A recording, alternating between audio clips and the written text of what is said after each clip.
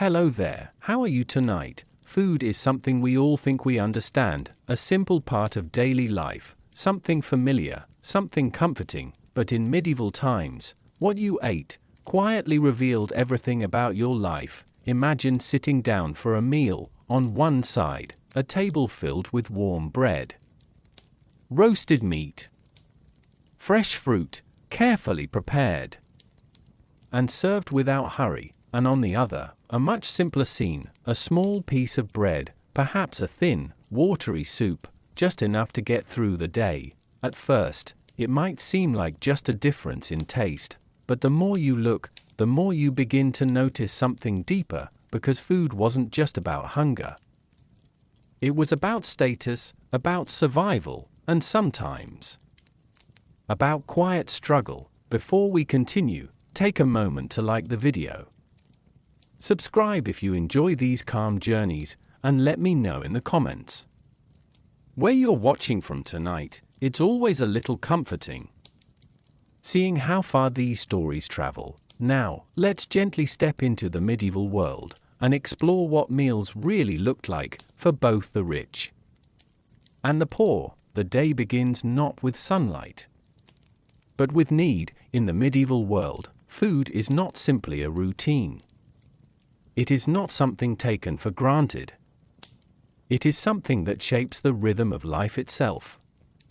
Quietly, persistently, like a slow-moving current beneath everything.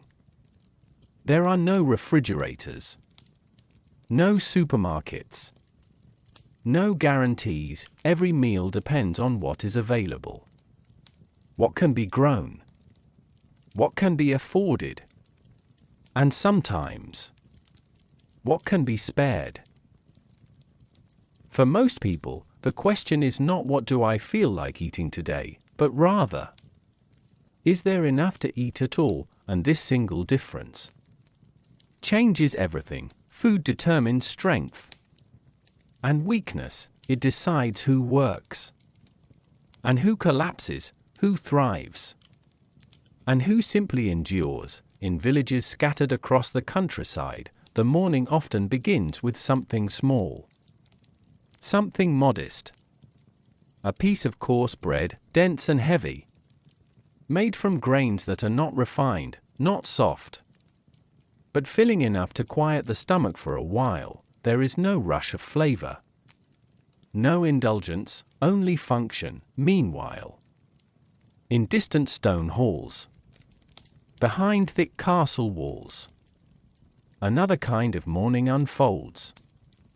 Here, food arrives with quiet abundance, freshly baked bread, lighter, softer, sometimes even white, a sign of refinement.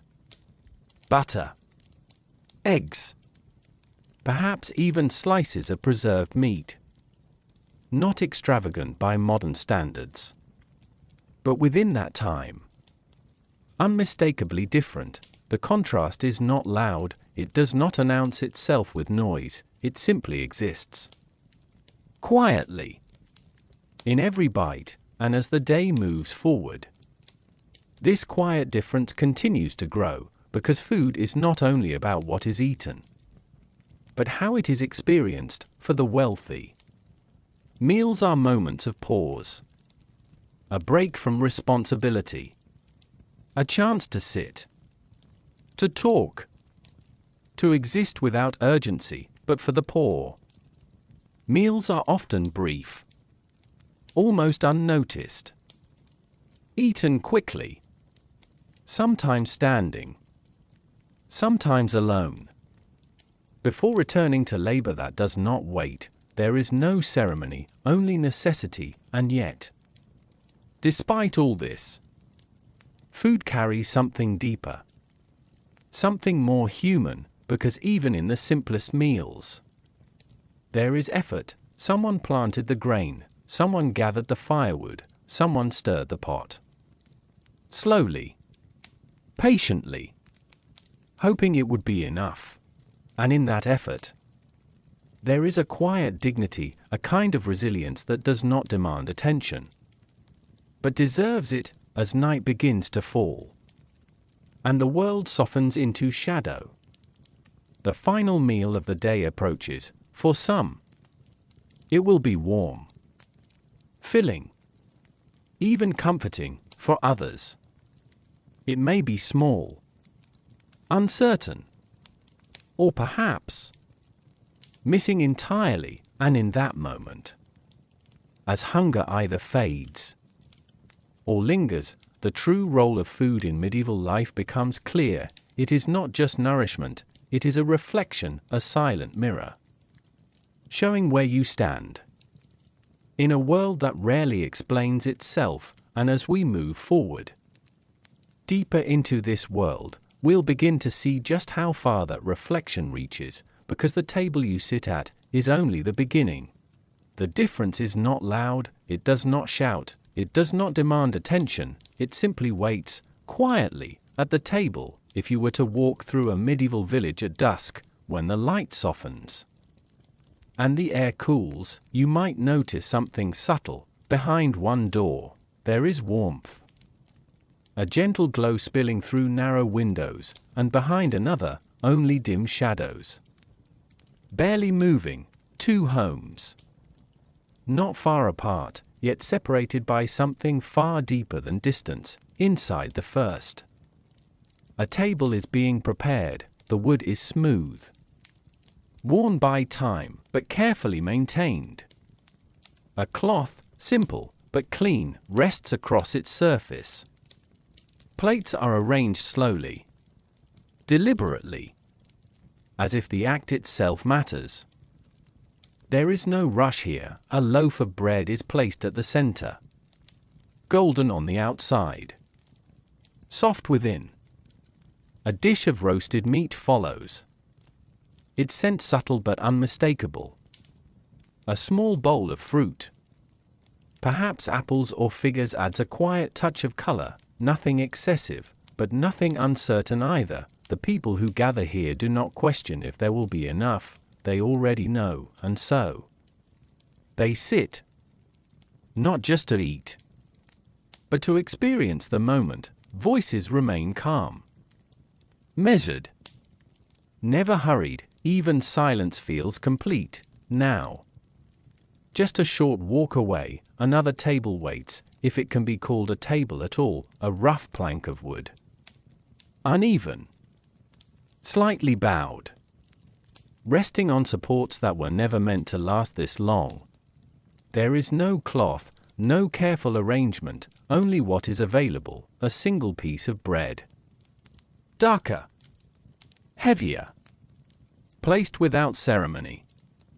A small pot, containing something thin, something stretched, meant to last longer than it should. There is no scent that fills the room, only the faint trace of warmth, quickly fading. Here, people do not gather slowly, they arrive when they can. Some sit, others remain standing. There is no conversation about the food, because there is nothing to discuss. Each bite is quiet, measured, not out of elegance, but necessity, because what is eaten now cannot be replaced easily. And so, even without words, the table tells its story. In the wealthy home, the table is a place of pause. Time slows here, and meals mark the day, giving it structure, giving it rhythm. But in the poorer home, the table is not a destination,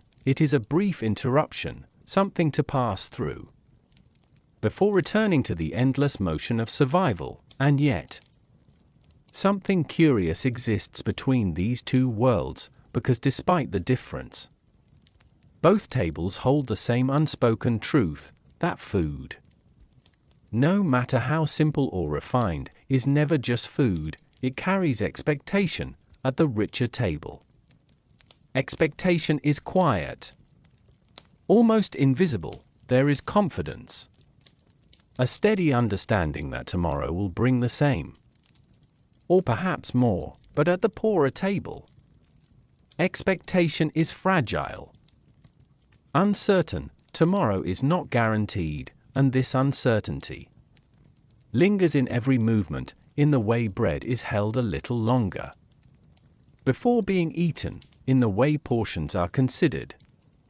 even when there is little to divide, in the way silence stretches, not out of peace, but quiet calculation, still.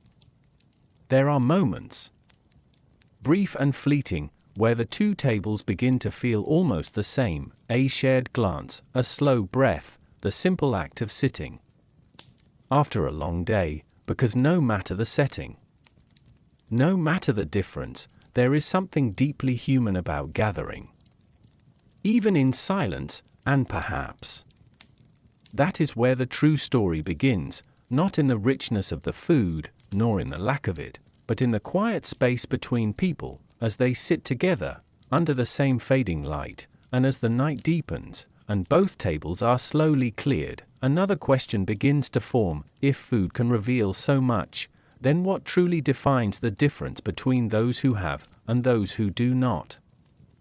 At first glance, the difference seems simple: one table is full, the other less so. One home carries warmth with ease, the other holds onto it carefully, but the deeper you look, the more the lines begin to blur, because in medieval times, being rich or poor was not defined by a single meal. It was something far more subtle, something that revealed itself slowly, over days, over seasons, over a lifetime, if you were to follow a single loaf of bread, from its beginning to the moment it reaches the table, you would begin to understand. For the poor, bread begins in labor, long hours beneath an open sky, hands pressing into soil, working not for abundance, but for survival. The grain they harvest is not chosen, it is accepted. Whatever grows becomes enough, and when it is finally ground, it remains rough, dark, filled with husks and fragments. It is heavy, dense, honest in its simplicity. For the wealthy, the journey of bread is different. They do not follow it from the field, they encounter it only at the end, refined, sifted, softened. The grain has been selected, separated, purified. What reaches their table is lighter, paler, almost delicate, and in that difference, a quiet truth begins to emerge, because wealth is not only about having more, it is about having choice, the ability to decide what to eat, when to eat, and how it will be prepared. For the poor, there is no choice, only adaptation. Meals are shaped by what is available, what can be stretched, what can last just a little longer. A pot of stew may begin with vegetables, but slowly, over days, it becomes thinner, weaker, until it is little more than flavored water, and still, it is eaten, not because it satisfies, but because it exists. For the wealthy, meals are not stretched, they are planned, balanced, arranged, often with quiet attention to detail. Even when simple, there is intention behind every element, and this intention creates distance, not just in what is eaten, but in how life is experienced. Because when food is uncertain, everything becomes uncertain. Work cannot pause. Energy must be conserved, every decision carries weight. But when food is reliable, life begins to open, time appears, moments of rest become possible, conversation, reflection, even boredom, things that seem small, yet are quietly powerful. And so, wealth is not only seen on the table, it is felt in the space around it, in the absence of worry, in the quiet confidence that tomorrow will resemble today. But for the poor, tomorrow is never fully known. A poor harvest, a long winter, a sudden illness, and everything begins to shift. Food becomes scarce, portions shrink, and the line between enough and not enough begins to fade. Yet, even within this uncertainty, there is a kind of resilience, a silent understanding. Passed from one day to the next, People learn to adapt, to stretch, to substitute, to endure, and sometimes to go without. But perhaps the most defining difference is not what is placed on the table, but what is missing from it. For the wealthy, meals rarely carry fear. There is no hesitation before eating, no quiet calculation of whether this portion should be saved or consumed. But for the poor, every meal holds a question: is this enough for today? And what about tomorrow? This question lingers, not loudly, but persistently, like a shadow that never fully disappears, and over time, it shapes everything. It shapes how food is viewed, how it is valued, how it is remembered, because when something is never guaranteed, it becomes more than just a necessity. It becomes something fragile, something that can be lost. And as we continue to move deeper into this world, another layer begins to reveal itself, because beyond wealth and poverty, beyond choice and survival, there is something even more universal: the quiet beginning of every day, and what it brings to the table.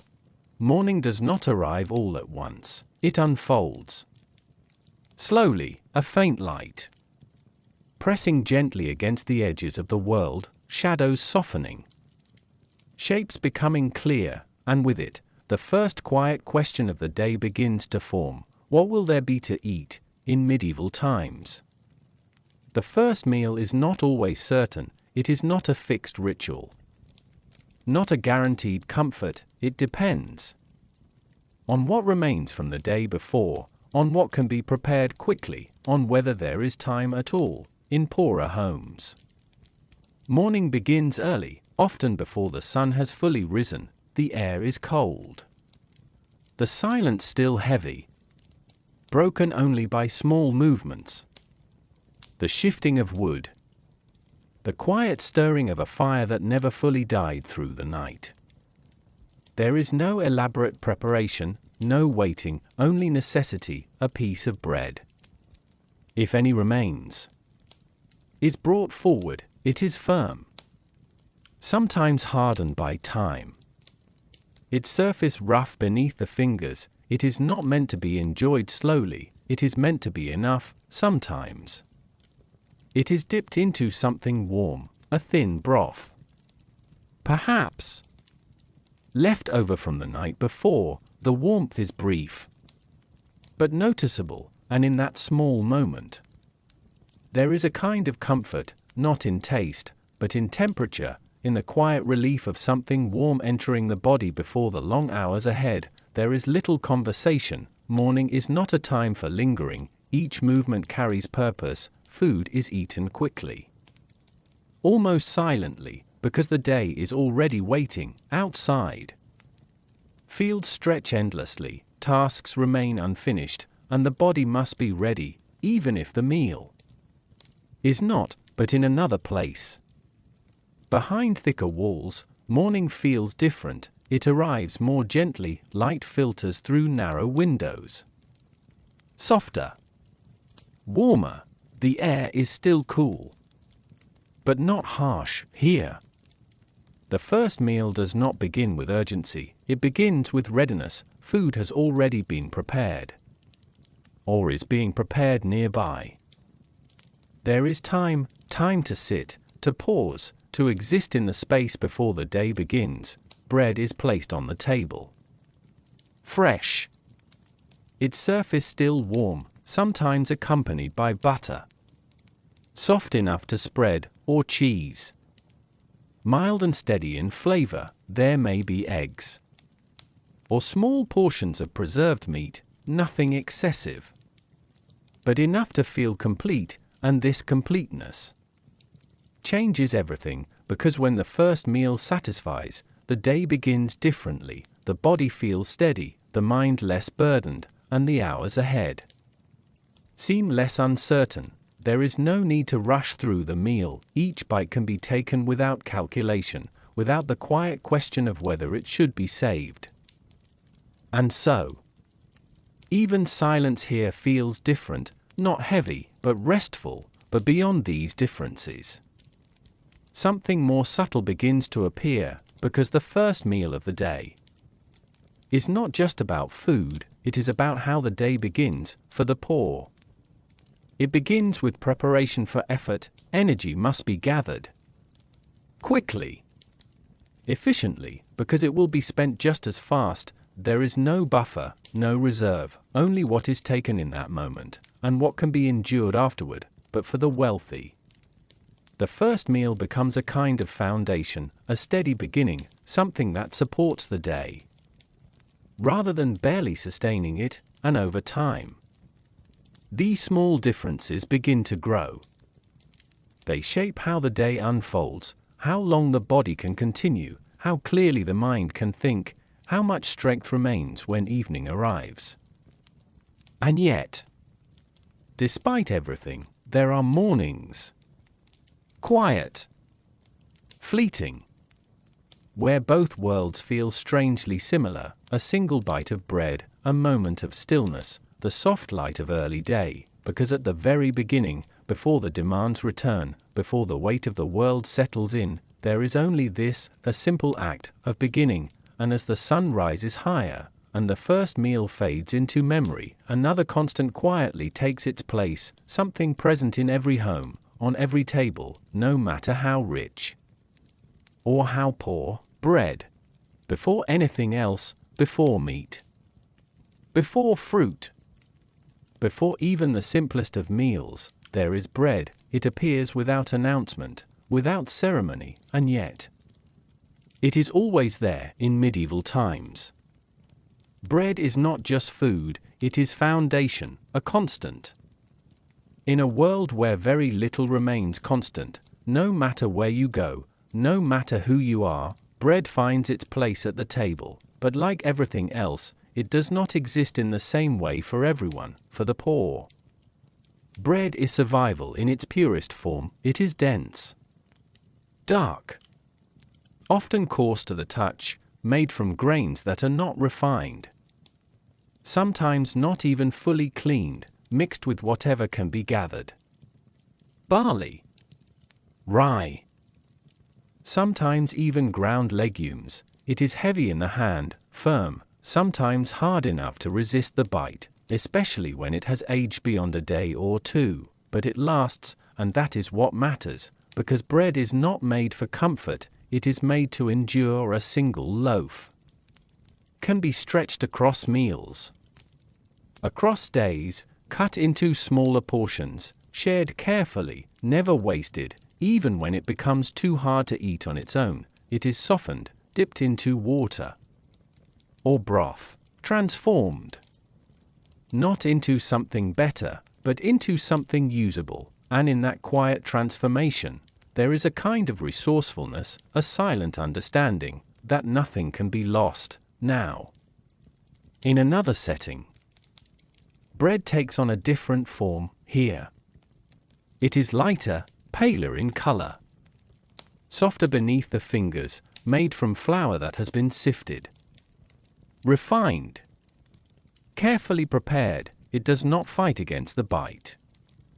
It yields. Its texture is gentle, almost delicate, and it is often eaten fresh, while warmth still lingers within it. This bread is not stretched across days, it does not need to be. It is replaced, renewed, without concern, and this difference, subtle as it may seem, reveals something deeper, because bread, in its simplest form, reflects the life around it. For the poor, it carries effort, the weight of labor, the uncertainty of harvests, the need to make something last beyond its natural life. For the wealthy, it carries refinement, choice, consistency, the quiet assurance that there will always be more. And yet, despite these differences, bread remains one of the few things that connects both worlds. It sits at every table, it begins almost every meal, it ends many of them, sometimes. It is the meal itself, and in that shared presence, there is something almost unifying, because no matter how different life may look, both rich and poor reach for the same basic form, grain. transformed by fire, into something sustaining. But even within this shared experience, the meaning shifts for the poor. Bread is never taken lightly, each piece matters, each crumb has purpose, there is no carelessness. No distraction, only quiet awareness for the wealthy. Bread fades into the background, it is present, but rarely considered, eaten without thought, replaced without notice. And perhaps that is the greatest difference of all, not what is eaten, but what is noticed, because when something is always available, it becomes invisible, but when something is uncertain, it becomes everything. As the day moves forward, and meals begin to take shape, bread remains at the center, supporting, filling, extending, quietly doing what it has always done, but soon, other elements begin to appear, stronger flavors, heavier dishes, things that cannot be stretched, things that reveal even more about the lives built around them, because beyond bread, there is another layer waiting to be uncovered, a layer that speaks not just of survival, but of abundance. In the quiet halls of stone and timber, where footsteps soften against worn floors, meals do not begin with hunger, they begin with expectation.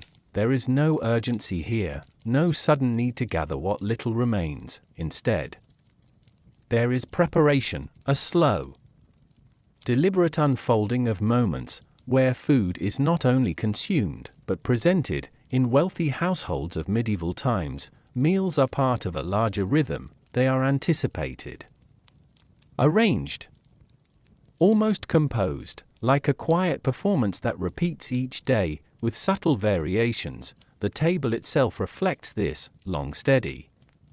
Built not just for function, but for presence, its surface is often covered, not extravagantly, but with care, a cloth, perhaps simple, yet clean, resting gently beneath what is to come, and what comes arrives in stages.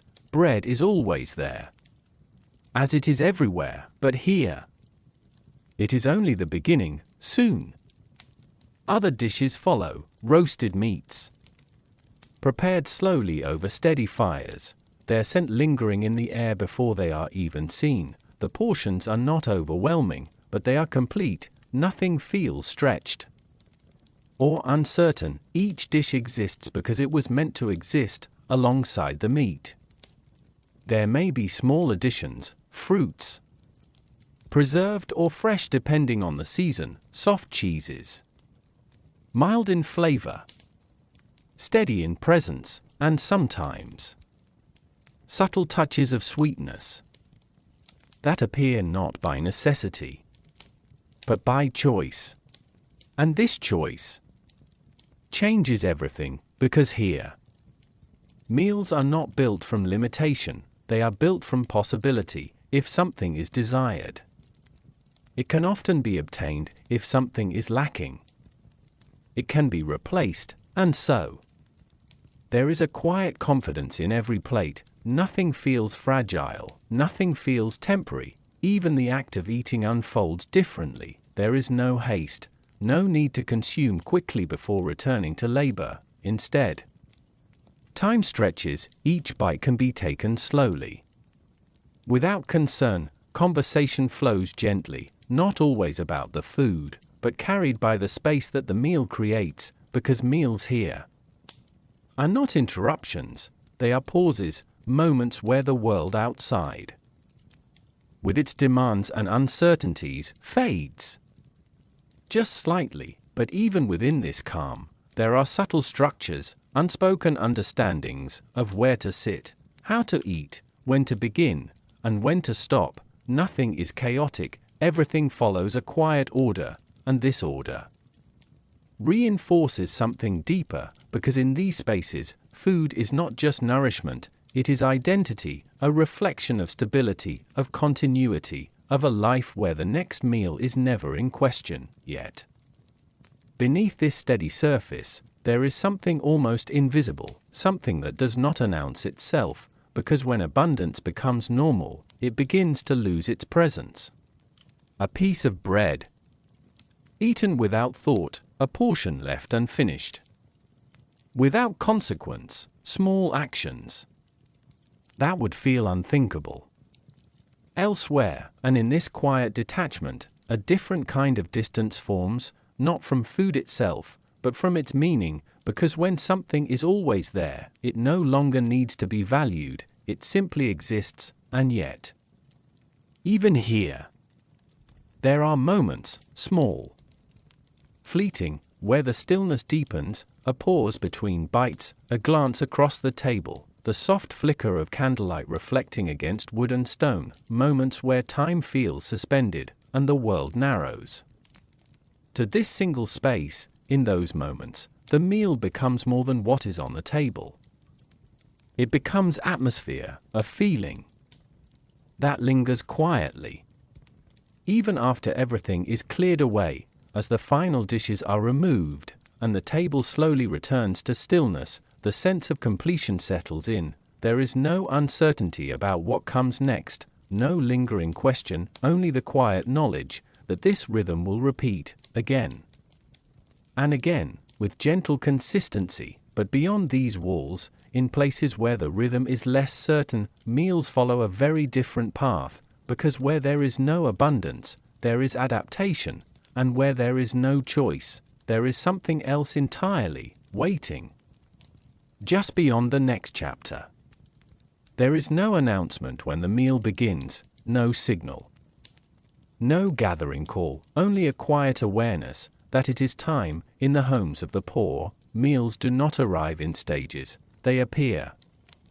All at once, or not at all. The space is smaller here, lower ceilings, rough wooden walls, the air holding traces of smoke, of long days, of things that do not fully leave. There is no table set in advance, no careful arrangement, only what has been gathered, placed where it can be reached, a piece of bread.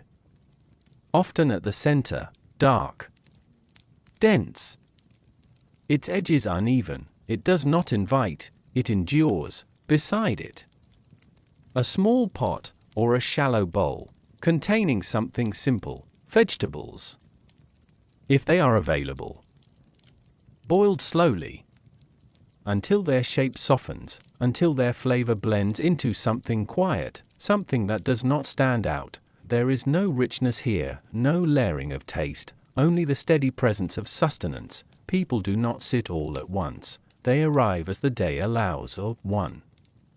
Then another, sometimes together, sometimes apart, and when they do sit, there is no pause, no moment of observation, no appreciation of what is placed before them, because there is nothing uncertain about it. This is what there is, and so they begin. Each movement is measured, not out of discipline, but necessity.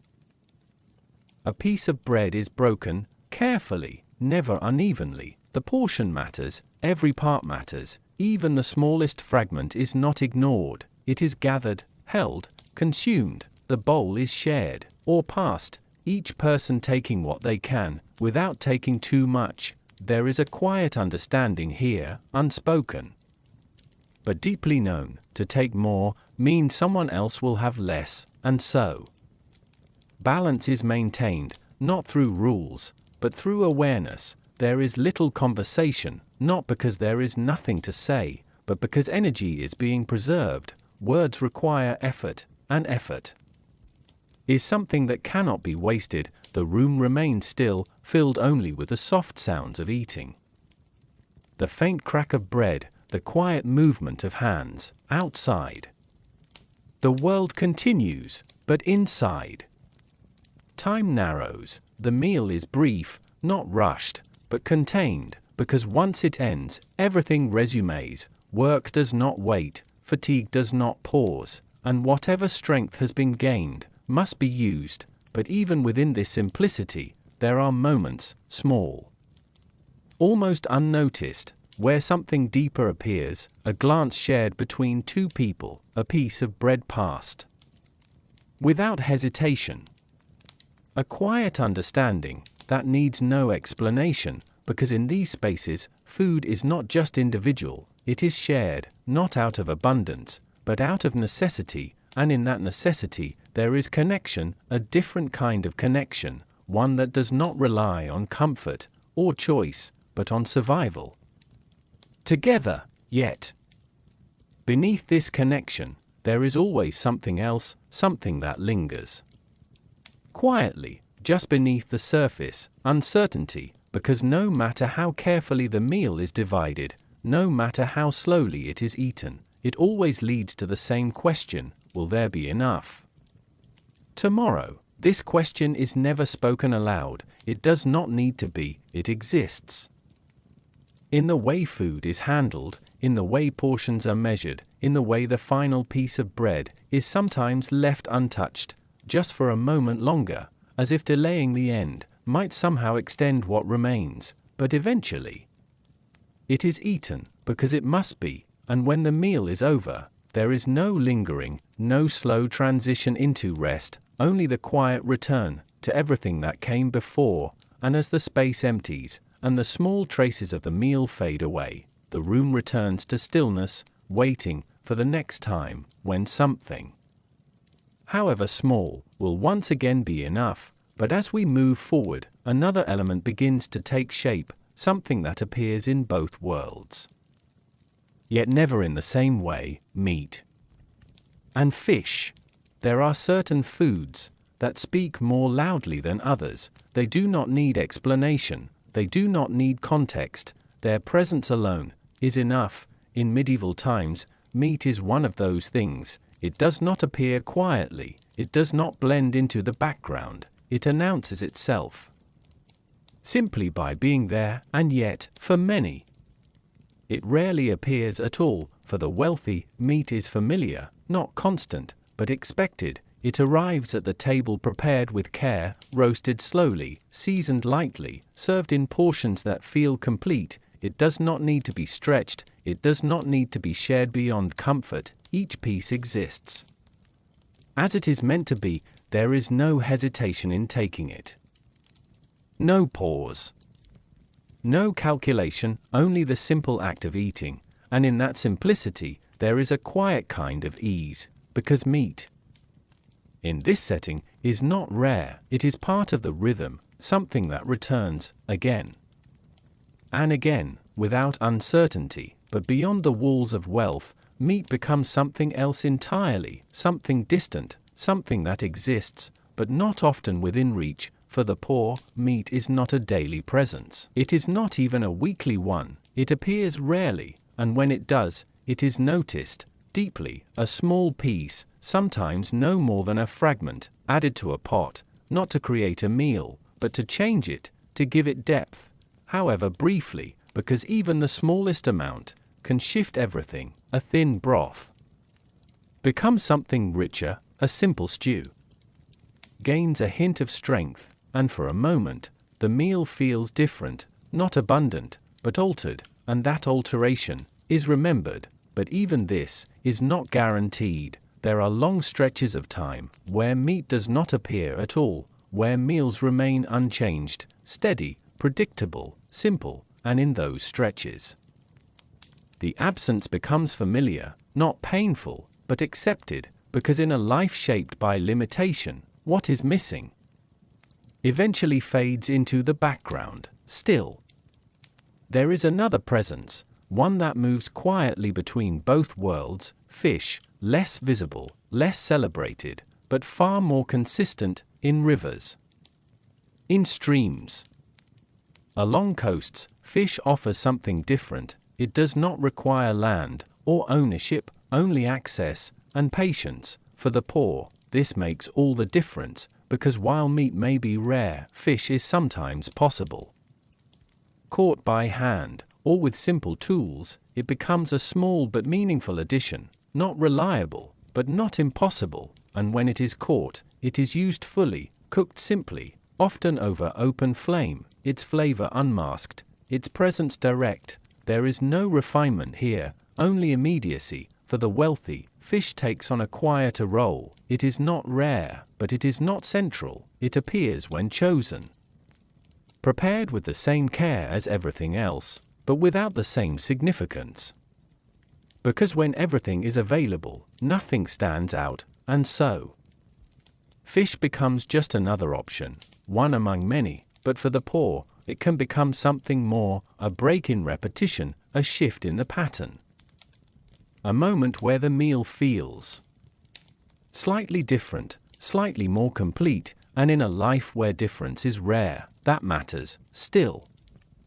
Whether it is meat or fish, their presence always carries meaning, not just in taste, but in what they represent. For the wealthy, they represent continuity, a life where such things are expected and will return, but for the poor, they represent moments, brief, unpredictable, and often remembered long after they are gone.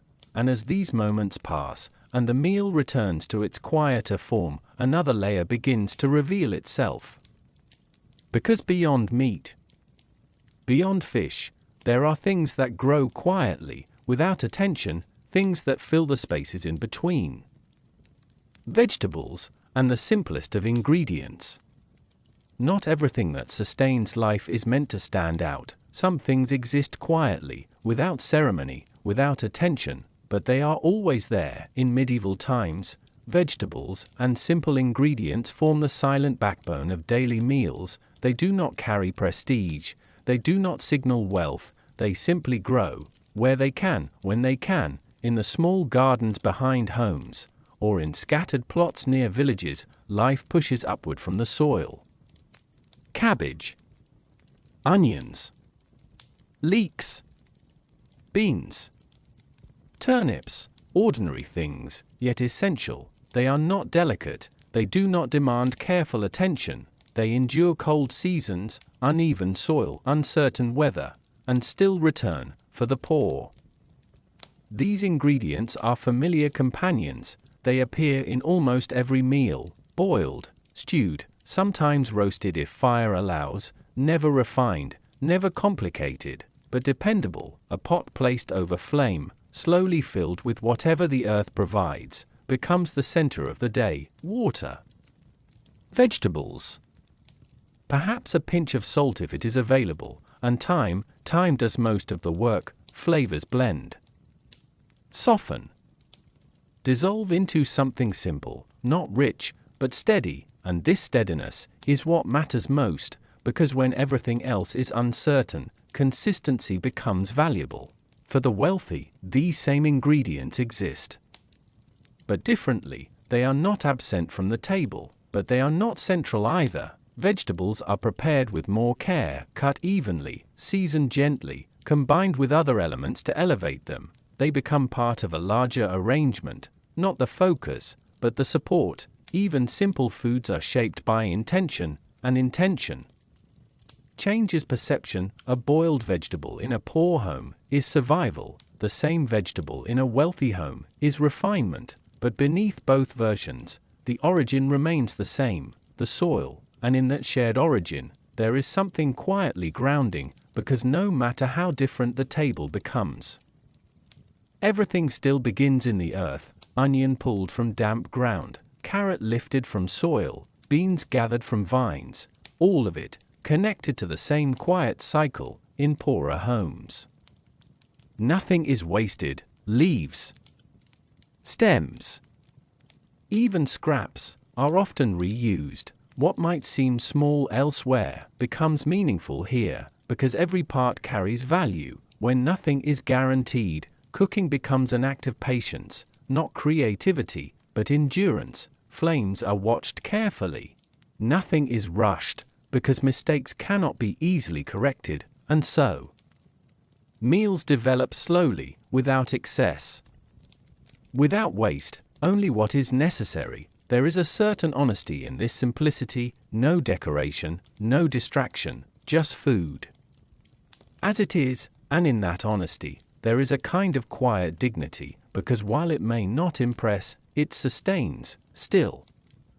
Vegetables are not only about survival, they also carry rhythm. Seasons decide what appears and what disappears. Spring brings fresh growth, autumn offers harvest, winter removes nearly everything, leaving only what can be preserved, and so life adapts. Meals change with the land.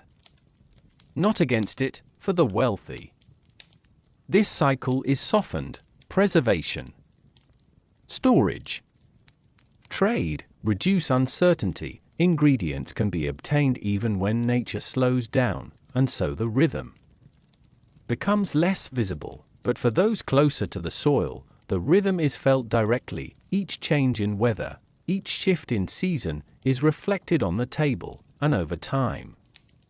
This creates awareness, not of abundance, but of timing, because nothing arrives on demand, everything arrives when it is ready, and as the pot simmers slowly over fire, steam rising gently into dim air, the simplicity of these ingredients begins to feel almost profound. Nothing unnecessary, nothing missing, just enough to continue. But even this quiet balance is not always stable, because when seasons fail or harvests weaken, even the simplest ingredients begin to disappear, and what remains is something far more fragile: the act of cooking itself.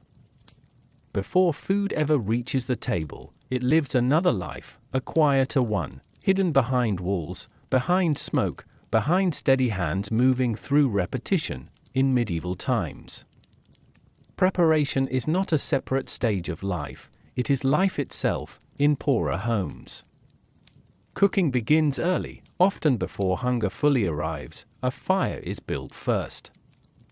Carefully, not large, not wasteful, just enough to last. Wood is precious, every stick matters. Flames rise slowly, uncertain at first, then steady, then familiar. Above it, a pot is placed, nothing elaborate, just metal, worn by use, blackened at the edges from countless meals before. Inside it, whatever can be gathered: water, vegetables, grains, sometimes a bone, if one is available, not for meat, but for memory of flavor. Everything enters together. There is no sequence, only combination, and then time takes over. In these homes, cooking is not rushed, not because there is luxury in waiting, but because nothing else can be done. The pot must be watched, stirred occasionally, adjusted when needed, but mostly it is simply left to transform. Flavors are not built carefully, they emerge slowly, through repetition, through patience, through necessity. There are no written recipes, no measurements, only memory. An instinct. Enough is a common instruction, and enough changes every day. In wealthier homes, preparation is different, but not chaotic. It is structured. There are spaces dedicated to cooking, larger fires, multiple pots, controlled heat. Ingredients are handled separately first, washed, cut, arranged, each one prepared before it meets another. There is order in everything. Nothing is thrown together without thought. Meat is trimmed, bread is baked in advance, sauces are prepared slowly, often with multiple steps. Even simplicity is refined through process, and because there is more available, there is also more attention, not haste, but intention. Still, even here, fire remains unpredictable. It shifts, it changes, it demands respect.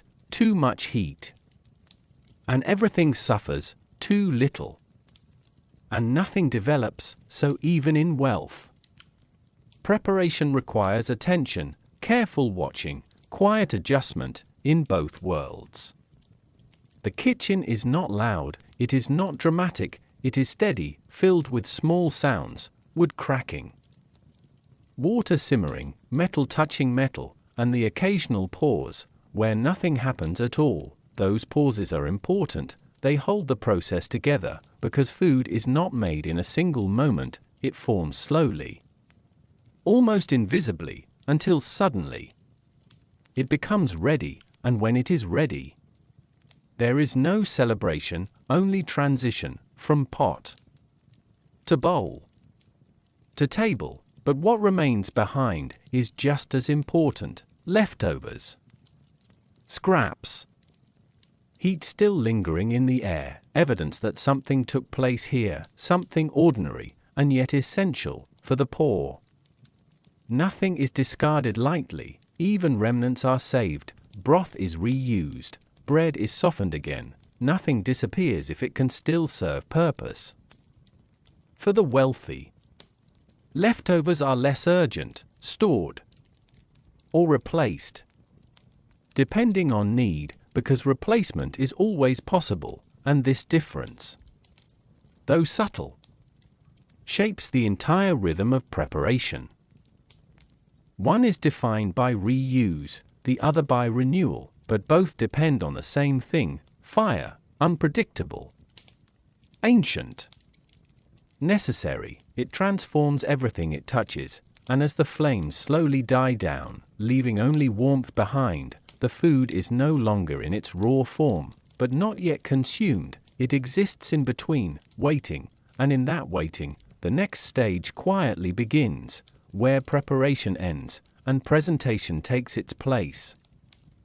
In the deeper parts of large stone homes, far from the main halls, there exists another world entirely, a world of controlled heat, organized movement, and quiet precision. In medieval wealthy households, the kitchen is not small, and it is not simple. It is a place of constant activity, yet never chaos. Stone hearths line the walls, fires contained, shaped, directed, smoke rises upward, guided through openings in the ceiling, leaving the air clearer than expected. Nothing here is accidental, every surface has purpose, every tool has placement. Preparation begins long before cooking starts, ingredients are already gathered, sorted, arranged, observed. There is no rushing. Time is part of the process. Bread is prepared separately, often baked in large ovens that retain steady heat. Meat is handled with care, trimmed, cleaned, sometimes left to rest before it meets fire. Vegetables are washed, cut into even portions, placed in order before they ever touch a pot. Even water is considered, not every source is equal, and so even something simple becomes deliberate. Cooking here is not about survival, it is about control, control over heat, over timing, over outcome. Multiple cooks may work at once, each assigned to a specific task. One tends the fire, another prepares sauces, another monitors roasting meat. Their movements are coordinated, not spoken loudly, but understood through repetition. There is rhythm in everything, a rhythm that does not break, and above all of this, there is attention, constant, quiet attention, because nothing is left unattended for long. A dish too hot, a sauce too thin, a fire too strong.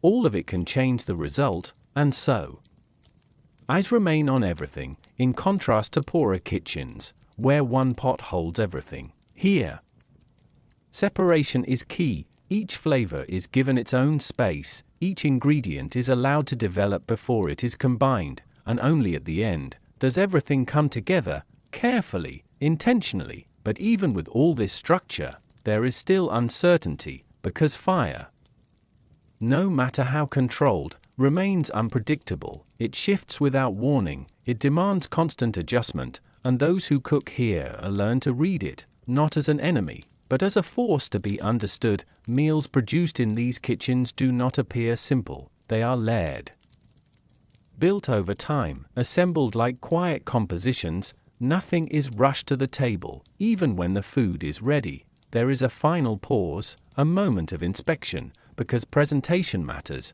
The way food appears, its arrangement, its balance, all of it reflects the household itself. And so, plates are adjusted, bowls are aligned, details are corrected before they leave the kitchen. Only then does food move forward, through corridors, past stone walls, into the main hall where it will be seen. And in that transition, something changes. What was once labor becomes presence. What was once process becomes experience. but none of it would exist without what happens here, in this hidden space of heat and timing, a place where food is not simply made, but carefully shaped into something ready for attention. And as the final dish leaves the kitchen, the space slowly settles again. Fires still burn, but softer now, tools rest in place. The rhythm pauses until it begins again, because in wealthy homes, the kitchen never truly stops, it only waits, and beyond this space, where preparation becomes presentation, another layer of difference appears, one not just of cooking, but of flavor itself, where spices and seasoning begin to define everything. In small homes where space is limited, cooking does not happen in rooms built for it. It happens wherever it can, near a fire, in a corner, sometimes even at the edge of a doorway where smoke can escape more easily. There is no separation between kitchen and living space, everything overlaps. In medieval poor households, cooking is not a profession of structure, it is an act of necessity. A single pot often carries the entire responsibility of the meal. It is placed over a fire that is never fully stable, its heat shifting constantly, sometimes too strong, sometimes barely enough, and so the person cooking must stay close, watching, adjusting, reacting. There is no luxury of leaving it unattended, because even a few minutes away can change everything inside the pot. Ingredients are few, whatever the day has allowed, a handful of vegetables, some grains, perhaps a small leftover bone, if fortune allowed it earlier. Everything goes in together. There is no separation of steps, no staged preparation, only combination, and then time and fire do the rest. Stirring is slow, careful, not out of technique, but out of caution, because nothing can be wasted. Even a slightly burnt edge changes the entire taste, and there is no replacement waiting. The tools are simple, a single spoon, often wooden, a worn knife, a pot that has seen countless meals before this one. Each item carries memory, not sentimental memory, but functional memory. It has been used, reused, repaired, until nothing more can be taken from it. Smoke fills the air often. There is no perfect ventilation. Windows are small, sometimes blocked by weather, sometimes simply not enough, and so the room carries the scent of every meal that has ever been cooked there, layered, overlapping, persistent, but to those inside, it is normal, familiar, even comforting in its own way. Cooking here is never about precision, it is about adjustment. If there is more water, the meal becomes thinner. If there is less firewood, the cooking slows. If an ingredient is missing, something else is used in its place. Substitution is constant, improvisation is necessary, and yet, despite all this limitation, there is care, deep care, because even when food is simple, it is still meant to nourish, still meant to last through the hours ahead. The person cooking often stands close to the pot, watching its surface change, waiting for small signs, a shift in texture, a change in steam, the moment when everything has softened enough. There is no timer, only observation, and when it is finally ready, there is no announcement, no presentation. The pot is simply moved, or placed where it can be reached. People gather slowly, not all at once. There is no formal beginning, only presence. Each person takes what is available, carefully, without excess, because excess does not exist here, and yet nothing feels empty, because even in simplicity, there is structure, a rhythm formed not by design, but by repetition, day after day. The same actions return: fire, pot, food, sharing, silence, and in that repetition, something steady is built, not comfort, but familiarity, even when meals are small. Even when ingredients change, the process remains recognizable, and that recognition is what holds things together.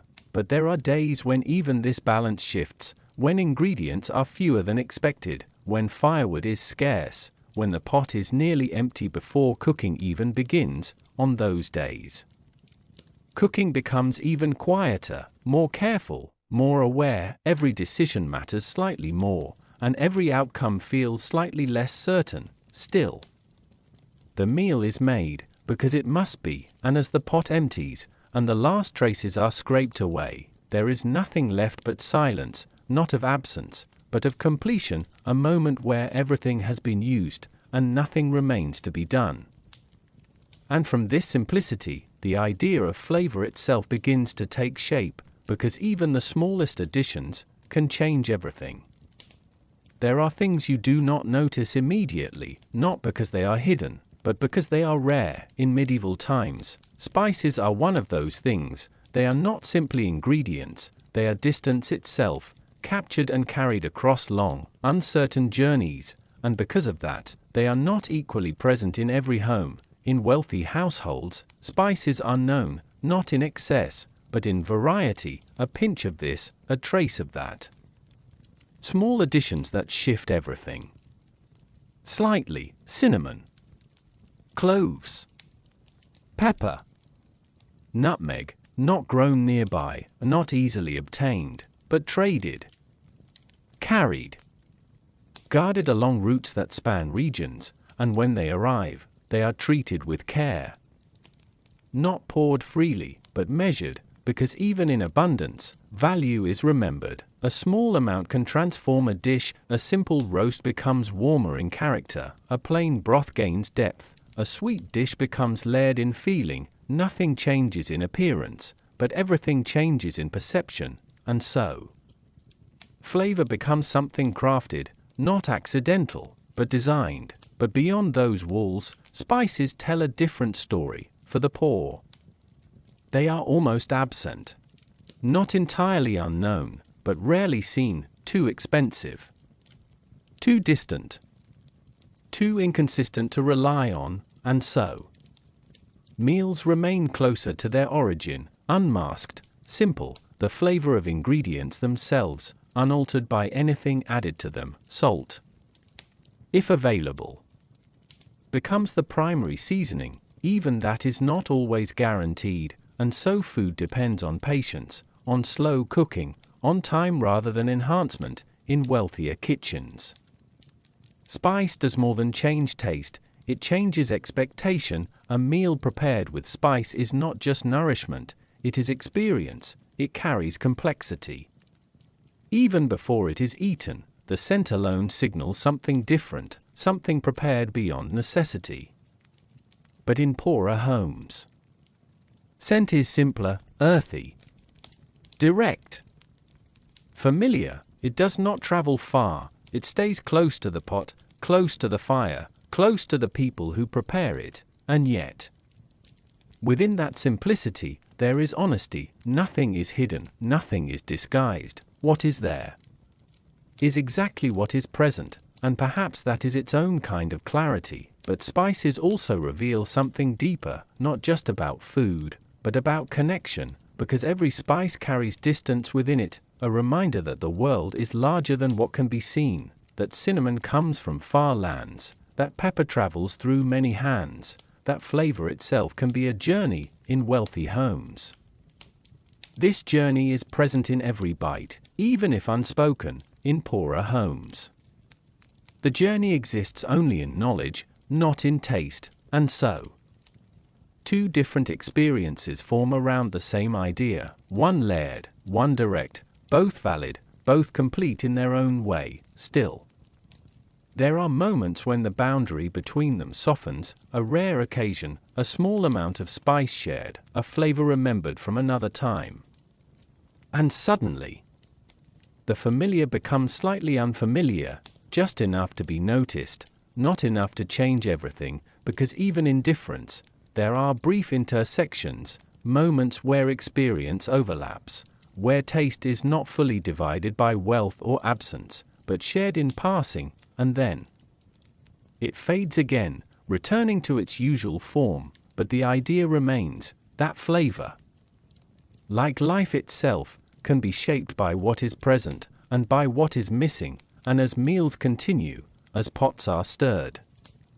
As bread is broken, something else begins to emerge quietly, not taste, but behavior, the way people eat, the way they move around food, the way presence itself becomes part of the meal. There is a quiet rhythm to eating, one that exists even before words are spoken. In medieval times, that rhythm is shaped not only by hunger, but by place, by upbringing, and by expectation. In wealthy households, eating is never just eating, it is observed, not in a harsh way, but in a structured one. There are unspoken rules about posture, about timing, about restraint. Hands do not move too quickly.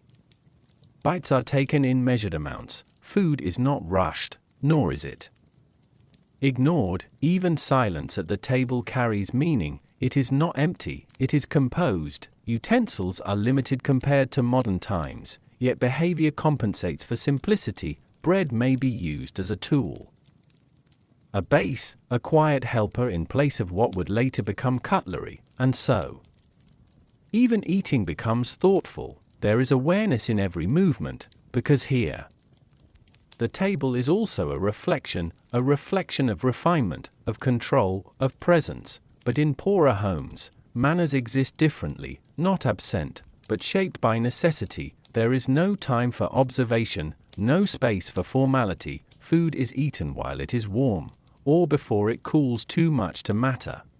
Hands move directly, bread is broken quickly, shared without hesitation, sometimes without even sitting fully. The body eats as the day allows it, not as tradition dictates, but as survival permits. And yet, even here, there is order, not written, but learned. People know how to divide food fairly, how to ensure each person receives something, how to avoid waste.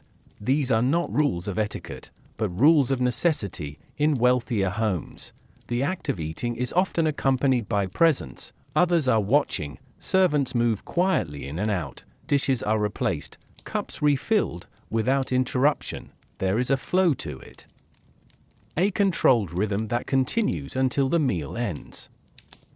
In poorer homes, there is no audience, only participants, and this changes the feeling entirely. There is less awareness of being seen, and more awareness of being sustained. Still, in both worlds, there are shared gestures, a pause before the first bite, a moment of quiet once food is served, a recognition, however brief, that something has been provided. But what differs is attention. In wealthier spaces, attention is outward, toward appearance, toward order, toward refinement. In poorer spaces, attention is inward, toward quantity, toward fairness, toward completion. And so, eating becomes two different languages, one spoken through restraint, the other through urgency. But neither is without meaning, because both reveal something essential about life itself. In one, there is time to consider how food is eaten. In the other, there is only time to ensure it is eaten at all. And yet, despite these differences, there are moments when both worlds feel strangely similar. A shared table, even briefly, a shared silence, even unknowingly, the simple act of chewing, of swallowing, of continuing the day. These are universal, unremarkable, and yet deeply human. As meals end, and hands withdraw from the table, there is a brief stillness. Food has been consumed, the moment has passed, and what remains is only the memory of how it was done. But soon, that memory is replaced by something else, because after eating comes awareness of amount, of what was enough, and what was not. And in that awareness, another quiet truth begins to appear, about portion, about presence, and about absence. There is a quiet truth about food in medieval times. It is never just about what is served, but about how much can be served. Portion size is not a preference, it is a limit, a boundary shaped by land, by season, by circumstance, and by the fragile balance of survival. In wealthy homes, Portions are steady, predictable, a plate arrives with enough, never too little, never excessive to the point of waste. Bread is placed in manageable amounts, meat is sliced evenly, side dishes are arranged with quiet consistency. There is no fear in portioning here. If something is finished, more can follow. If something is desired, it can be requested, and so. Portions become flexible. They adapt to comfort, not constraint. But in poorer homes, portions behave differently. They are not stable. They change from day to day, sometimes even meal to meal. A pot that once served many may now serve fewer. A loaf that once lasted 2 days may be reduced to 1. Everything depends on what exists in that moment, and so. Every serving becomes careful, measured not by scale, but by instinct. A piece of bread is not simply broken, it is divided with awareness. Each fragment matters, each portion carries weight, because there is no guarantee of replacement. Availability is never fixed, it shifts constantly. A good harvest season might bring abundance for a short time, only to be followed by long stretches of scarcity. Weather decides more than effort. Rain, drought, cold, warmth, each one quietly influencing what reaches the table, and so. People learn to adjust, to stretch meals, to combine ingredients in new ways, to reduce portions without naming it reduction. In wealthier homes, availability is managed differently. Storage exists, preservation methods exist, trade exists, and because of this, food does not disappear as easily. Even when seasons change, the table remains consistent. This consistency shapes expectation. People begin to trust that food will be present, that portions will remain familiar, that meals will not suddenly shrink without reason. But in poorer homes, trust is different. It is fragile. Each meal stands on its own. One day may feel sufficient, the next may feel reduced, without clear explanation, and so awareness becomes sharper. Nothing is taken for granted, not even the smallest portion. Still, there is order within limitation. Even when food is scarce, it is not chaotic, it is divided carefully among those present. Children, elders, workers, each receives what is understood to be fair. Fairness here is not abundance, it is balance within lack, and sometimes this balance holds, sometimes it does not. There are days when portions feel just enough, and other days when they feel slightly too small, not enough to cause collapse, but enough to be noticed, and that noticing becomes part of life. But across both worlds, there is a shared understanding. Portion size is never just physical, it affects energy, it affects work, it affects how long someone can continue before needing more. A full portion means stability, a small portion means planning ahead, and over time. This shapes behavior. People learn their limits, they learn how far food will carry them, how long they can work before hunger returns, how much can be saved, and how much must be consumed immediately. In wealthy homes, this calculation is rarely necessary. In poorer homes, it is constant, and yet, even within restriction, life continues its rhythm. Meals are still prepared, portions are still divided, and people still gather around whatever is available, because regardless of size, food still serves its purpose. It sustains, it continues, it allows the next hour, and the one after that. But as we move further into this world, a deeper pressure begins to appear, not just in how much food exists, but in what happens when it does not, because availability is not always stable, and sometimes it disappears entirely. Hunger does not arrive loudly, it does not announce itself at the table, or wait for permission. It grows slowly, quietly, in the spaces between meals. In medieval times, hunger is not rare, it is familiar, not always constant, but always possible. In wealthy households, hunger is distant, it exists as a concept, not as a daily presence. Meals are regular, portions are steady, and when food is finished, there is often more waiting, So hunger becomes something abstract, a brief sensation, quickly resolved, but in poorer homes, hunger behaves differently. It is not abstract, it is physical, it is noticed in small ways at first, a slight emptiness before the next meal, a slower step during work, a quiet awareness that the body feels less steady than yesterday, and then, it grows, not suddenly, but persistently. Meals become less predictable. One day there may be enough, another day slightly less, and over time, the body adjusts, not willingly, but necessarily. People learn to recognize different kinds of hunger, the kind that can wait, and the kind that cannot, the kind that fades after a small meal, and the kind that lingers even after. Eating, scarcity shapes this experience. It is not always extreme, it does not always appear as complete absence. Sometimes, it appears as reduction, smaller portions, thinner meals, longer gaps between food, and in those gaps, hunger becomes more noticeable. But life continues regardless. Work still demands energy, days still require movement, and so the body learns to function under limitation, not fully satisfied, but still active, still present, in wealthier homes. Scarcity is managed, storage prevents sudden loss, supplies are controlled. Even if one source fails, another replaces it, and so continuity is preserved. But in poorer homes, continuity is fragile, dependent on harvests, on weather, on unpredictable cycles that cannot be controlled. A good season may bring relief, a poor season may bring strain, and between these cycles, life adjusts again.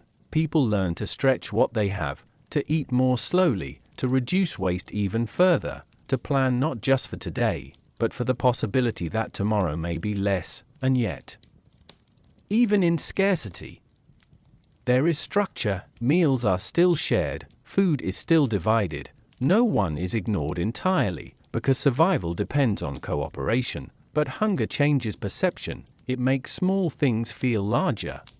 A single piece of bread carries more importance, a shared bowl becomes more meaningful, and silence at the table becomes heavier, not because there is nothing to say, but because energy is being conserved in wealthier spaces. Silence is comfort in poorer spaces. Silence is preservation, and over time, hunger reshapes awareness. People begin to think ahead more often, to anticipate what might be missing, to prepare mentally for days when food is less. And yet, there are moments, brief and unexpected, when scarcity softens, a small increase in food supply, a better harvest, a shared resource from another source, and in those moments, relief appears quietly, not loudly celebrated, but felt deeply, because the memory of scarcity remains, still present beneath the surface. But even when hunger is present, it does not define everything. It exists alongside work, alongside family, alongside the rhythm of daily life. It is one part of a larger system, and as time continues, people continue to adapt, not by removing hunger, but by learning to live with it. And as we move forward, we step into moments where food is not just survival, but celebration, rare, brief, but deeply remembered. Most days in medieval life are ordinary, predictable, steady, shaped by routine, but every so often, something changes, not in the structure of life itself, but in its atmosphere. A shift appears, a reason is given, a celebration begins. In medieval times, special occasions are not frequent, they are marked carefully, often tied to seasons, harvests, religious days, or important family events, and when they arrive, they change everything about the table. In wealthy households, feasts are elaborate, not in the modern sense of excess, but in the sense of intention. Multiple dishes appear at once, each prepared separately, each carrying its own identity. Roasted meats, seasoned fish, fresh bread, fruits arranged with care, and sweets that appear only on such days. The table becomes crowded, but not chaotic. Everything has its place, There is a rhythm to the serving, a sequence that unfolds slowly. One dish arrives, then another, each one adding to the experience, and the room itself feels different, livelier, slightly brighter, filled with more movement. More sound, conversation flows more easily. Laughter appears more often, even silence feels lighter, because on these days, there is no sense of restraint, only participation. But in poorer homes, feasts take a different form. They are simpler, not fewer in meaning, but fewer in ingredients, a slightly larger portion of food, a rare addition of meat or fish, bread that feels fresher than usual, small changes, but deeply noticed, because rarity gives value.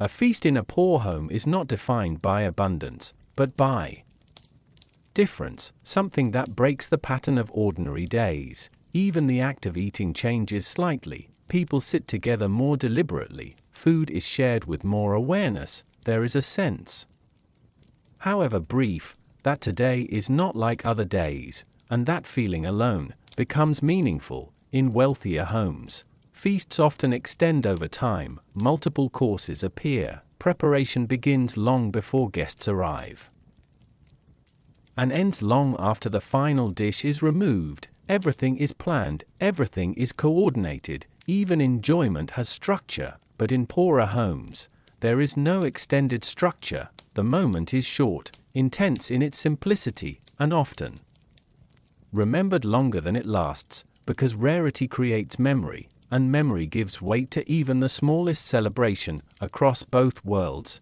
feasts serve the same purpose: to mark time, to distinguish one day from another, to create a pause in routine. But what they reveal is different. In wealthier homes, feasts show abundance. In poorer homes, they show relief. And yet, both carry emotion, both bring people together, both temporarily shift attention away from daily struggle. But once the feast ends, life returns, the table is cleared, the extra food disappears, and the rhythm resumes. Still, something remains, a feeling that lingers slightly longer than the meal itself, a reminder that not every day is the same, and that sometimes, the ordinary world can briefly become something more. As night settles after the feast, and the final traces of celebration fade into quiet, another reality returns, one that is less visible, but always present beneath it all: the daily struggle around food. After feasts fade, after special days pass, life returns to its usual rhythm, not dramatic, not loud, but steady. In medieval times, this steadiness is shaped by effort. Every day brings the same quiet question: what will there be to eat? And more importantly, will it be enough? In wealthy households, this question rarely carries weight. Food is planned in advance, stored, prepared, managed. If something is missing, something else replaces it. There is structure behind every meal, and that structure removes uncertainty. But in poorer homes, uncertainty is always present, not always visible, but always felt. Food depends on many things outside control: weather, harvest, access, timing. Any one of these can shift what the day will bring, and so people learn to live with adjustment. A meal may be slightly smaller today than yesterday, or slightly different in composition, not enough to collapse routine, but enough to notice, and that noticing becomes part of life. Daily struggle is not always dramatic, it is often quiet: a moment of hesitation before eating, a glance at how much remains, a decision to save a portion for later. These small decisions repeat constantly, and over time, they shape behavior. Nothing is wasted easily, everything is considered, even scraps hold value. Bread is saved carefully, broth is reused, vegetables are stretched across meals, nothing is discarded without thought, because replacement is uncertain, and this uncertainty creates awareness. People begin to measure time differently, not just by hours or days, but by meals. How long until the next one? How much energy remains until then? Work continues regardless of hunger, fields must still be tended, tasks still completed. And so the body adapts, not by removing hunger, but by functioning alongside it. There are moments when food feels sufficient, and moments when it does not, but neither lasts permanently. Everything shifts again tomorrow, in wealthier homes. These fluctuations are softened, storage reduces risk, planning reduces surprise, and so meals remain stable, predictable, but stability is not universal, and in poorer homes, every day is slightly different, not chaotic, but variable, and that variability shapes mindset. Preparedness becomes instinct, awareness becomes habit. Even small changes in food are noticed immediately: a slightly thinner soup, a smaller portion of bread, a missing ingredient that was present before. Nothing goes unseen, because nothing is guaranteed, yet even within struggle, life does not stop. Meals are still prepared, people still gather, and food still serves its purpose: to continue, to sustain, to carry the day forward. And sometimes, there are moments of unexpected relief: a slightly better harvest, a shared resource, a small improvement in supply, and in those moments, the tension softens briefly, not erased, but eased. Enough to feel the difference, but daily. Struggle always returns, because it is not an event, it is a condition, one that exists quietly in the background of life, and as days pass, this condition becomes familiar, not accepted easily, but understood deeply. An understanding brings a different kind of strength, a quiet endurance, not visible, but constant, and as we move forward, beyond daily struggle, something more emotional begins to surface, not about survival, but about what it feels like to live within it. Food is never just what fills the body, it also touches something quieter, something less visible. In medieval times, where meals are shaped by uncertainty, effort, and rhythm, food begins to carry emotion in subtle ways. In wealthy homes, eating can feel calm, not because life is without concern, but because the table offers a pause from it. There is comfort in consistency, a steady meal, a familiar arrangement, a predictable presence of food, and within that stability, the mind has space to soften, to rest briefly, to think without urgency. Meals become moments of quiet separation from the outside world, a pause where nothing demands immediate attention, and in that pause, there is ease. But in poorer homes, food carries a different emotional weight. It is not always calm, it is not always steady. Sometimes it is relief, the feeling of finally eating after waiting. Sometimes it is gratitude for what is available, even if small, and sometimes it is worry about what comes after. Because each meal is tied to uncertainty, it becomes emotionally charged. Even a simple bowl of food can carry more meaning than its appearance suggests. A shared piece of bread is not just nourishment, it is trust. A small portion of stew is not just food, it is continuity. And when food is scarce, even silence at the table feels heavier, not empty, but full of unspoken awareness. People do not always express these feelings. They are not dramatic, they exist quietly beneath actions, in the way food is held a little longer before being eaten, in the way portions are looked at before being taken, in the way people pause briefly before beginning, because eating is not only physical, it is emotional memory being repeated. In wealthier homes, food can become expectation, something assumed, something reliable, and over time, this creates a sense of ease around meals. But even ease has its own emotion, a kind of quiet detachment, where food is present, but not deeply considered, where eating becomes routine rather than reflection.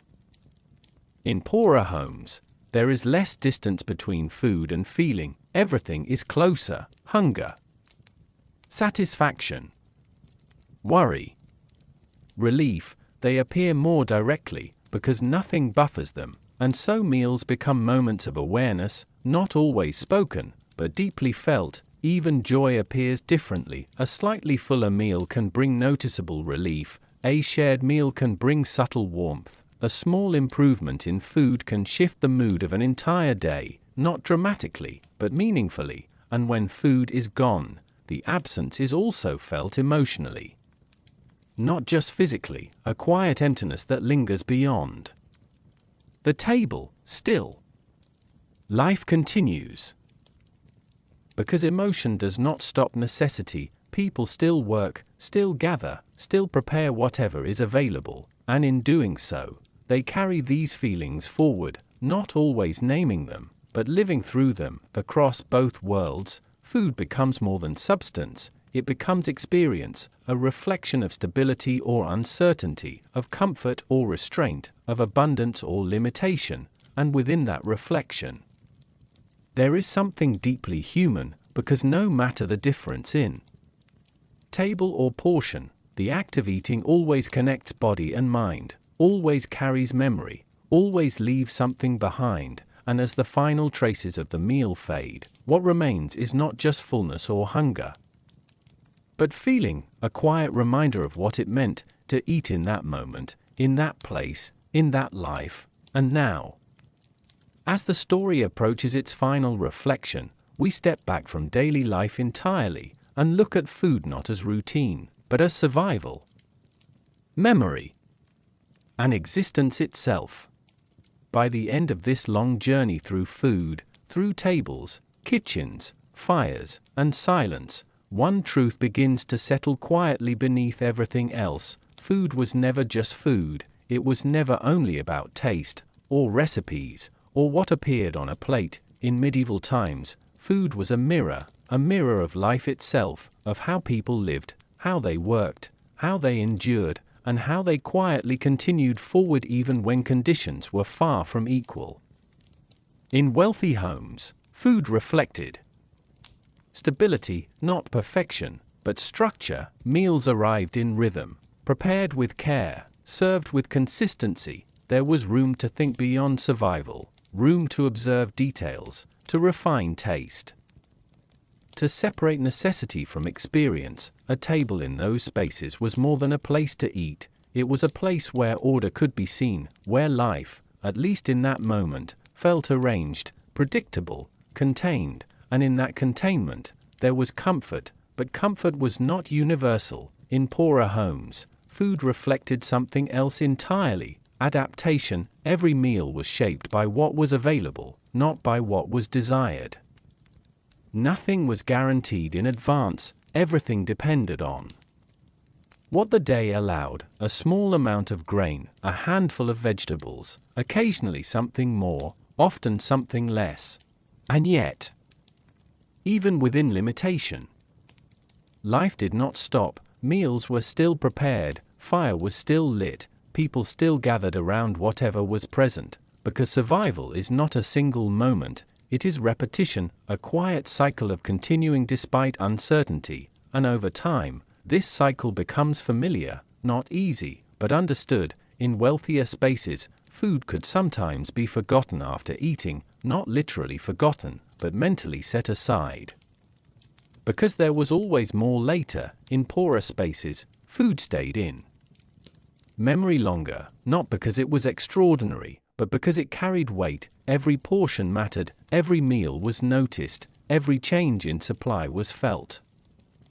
And so awareness remained close, always present, but across both worlds, something deeper remained shared: the act of eating itself, the simple, repeated motion of sitting, of receiving food, of bringing it to the body, of continuing life through nourishment. It is one of the most ordinary human actions, and yet one of the most essential, because without it, nothing else continues. And perhaps that is where the quiet truth lies: food is not only about difference, it is also about connection, across status, across wealth, across limitation. Everyone returns to the same basic need: to be sustained, to continue, to move through time one meal at a time. In medieval life, this need shaped everything around it.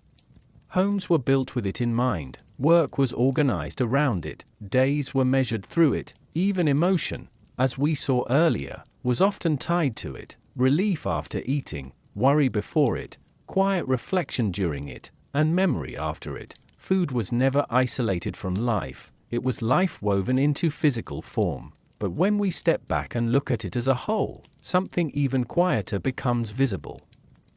The inequality was not always loud, it did not always announce itself dramatically.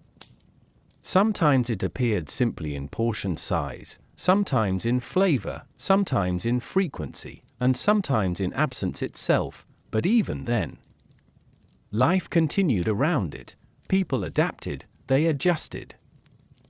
They found rhythm inside limitation, and rhythm inside stability, two different experiences, moving through the same world, and perhaps that is the most important part, not that life was equal, but that it was shared. Everyone ate, everyone waited for food, everyone understood hunger in some form, and everyone, in their own way, experienced the passage from hunger to satisfaction, and back again, as this reflection settles.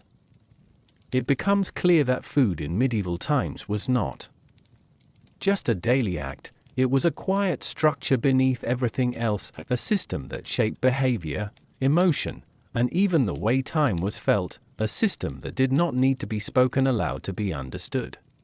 And now, as we leave this world behind, we are left with a lingering impression, not of specific dishes, not of exact meals, but of the feeling of living within a rhythm that never fully stops, a rhythm of preparation, consumption, absence, and return, and perhaps that rhythm is not so distant after all, because even now, in different forms, life still moves through cycles of need and fulfillment, still pauses for meals, still depends on what is available, still reflects difference in subtle ways, and so the question remains quietly in the background. How much of what we think of as normal eating is shaped by systems we no longer notice, and how much of it still carries echoes of older worlds, where food was not just choice, but structure, and survival, and meaning? And as this final thought lingers, the story does not truly end here, it simply becomes quiet again, like a table after everyone has left, still holding traces of what once was, waiting for the next gathering, the next meal, the next continuation of life.